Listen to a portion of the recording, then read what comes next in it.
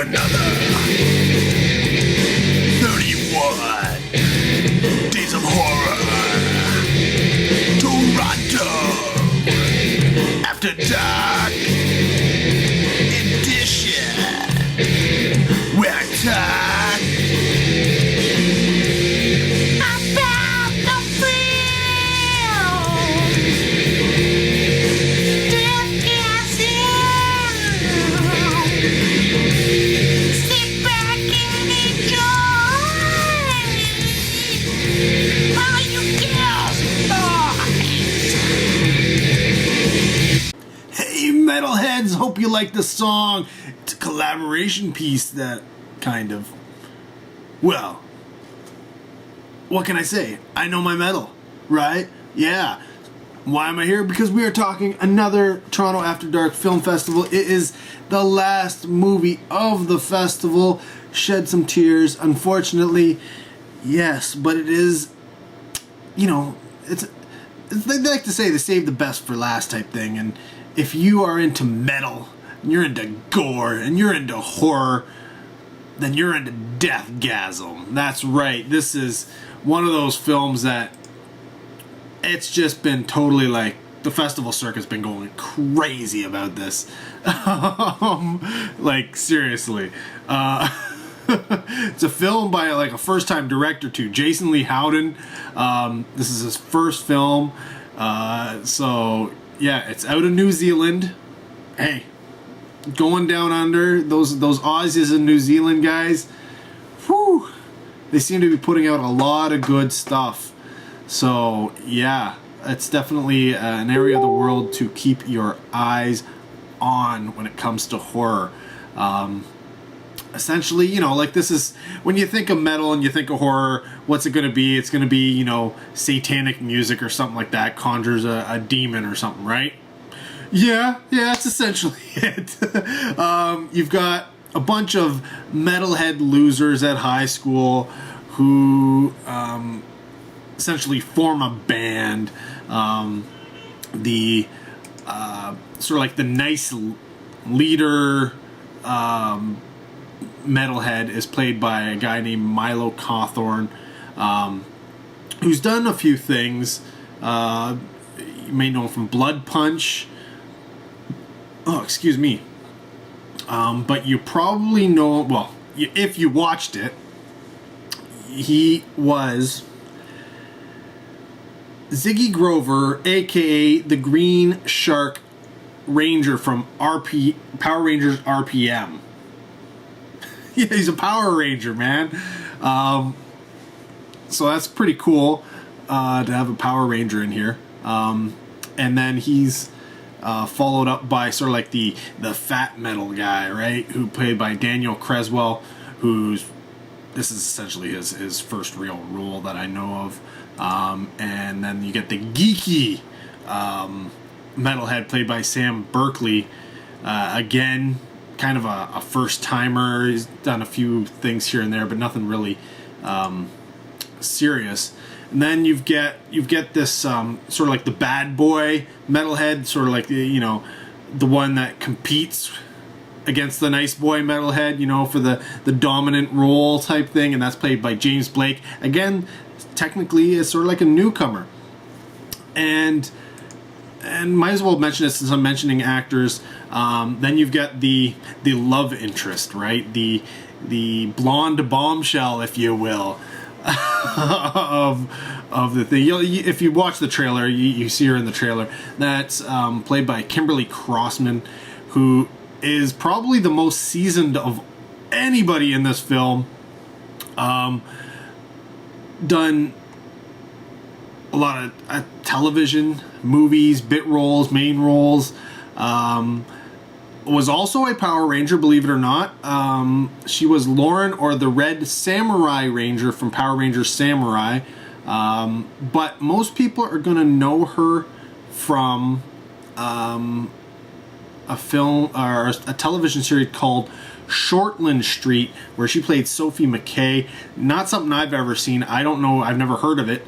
But I'm guessing it must be, a foreign television show that just never played in Canada, because I don't know. I've never heard of the dang thing, but it played. It was on for a long time. So, yeah, I'm probably a New Zealand soap opera.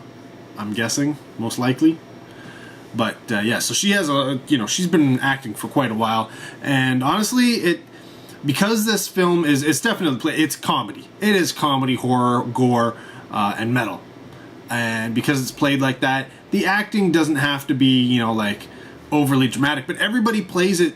They're not overacting, which is nice.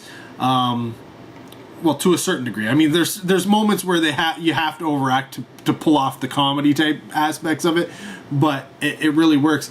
And one of the things that makes Deathgasm work so well is the effects.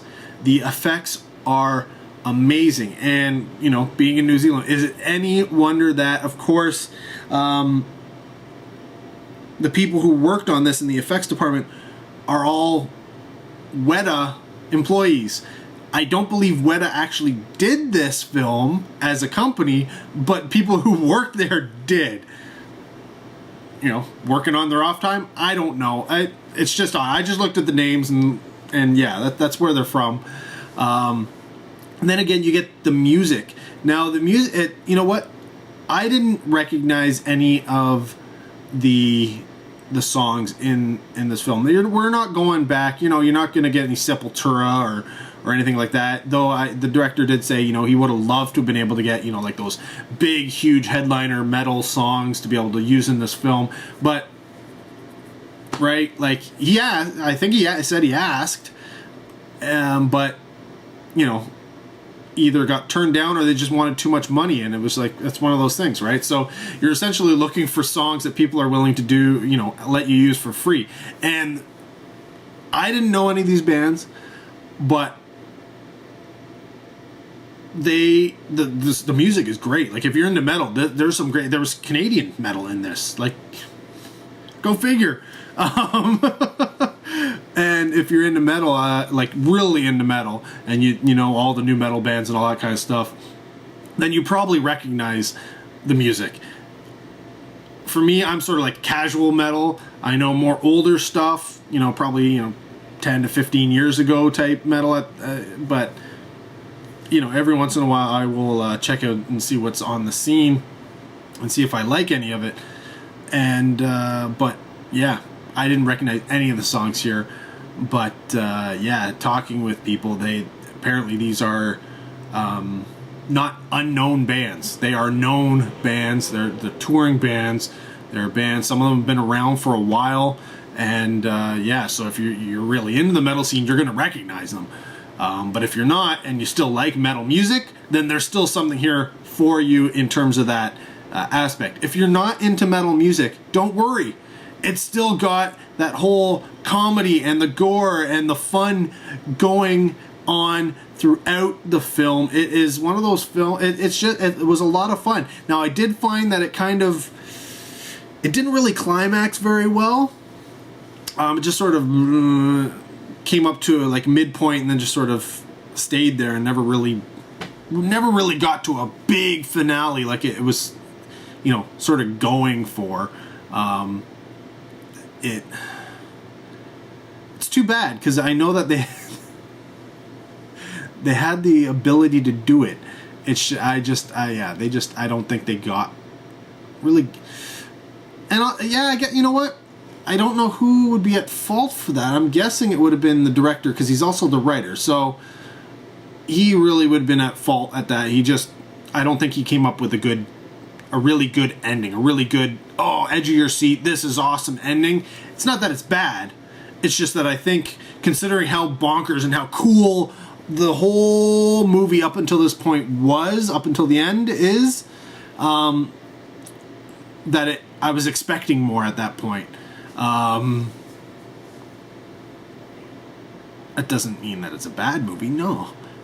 If you haven't gotten my excitement through so far, it's a lot of fun. Like, I wouldn't have done a whole music number at the beginning of this video if I didn't think there was a reason for it. And that's because, hey, Deathgasm is a lot of fun. And I mean, I honestly, no matter what I say, if you watch the trailer is a great great trailer. It's really well cut. Like, it really sells the film. It gives you just enough to whet the appetite without giving too much. Like, you could easily give away too much in a trailer for something like this, but there's just enough, you know, sprinkled out, you know.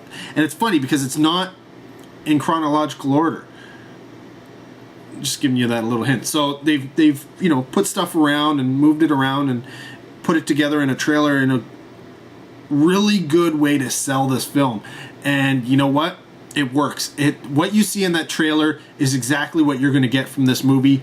You're going to get bonkers, gore, horror with lots of laughs and some metal music as the background. So, you know, honestly, guys, strap on your leather jacket, pull up your tight jeans, and get your metal on. This is the movie you've been waiting for a long time. Not since, like, The Gate has, you know, like, metal really come to the forefront like this. So, hey, if you're into trying to play all your records backwards, whether they're Justin Bieber, you know, Dwight Yoakam, or Utah Saints, it don't matter. It don't work unless you got the metal. And Deathgasm has it in spades. Along with, you know, gore and laughs and fun and violence and black magic and...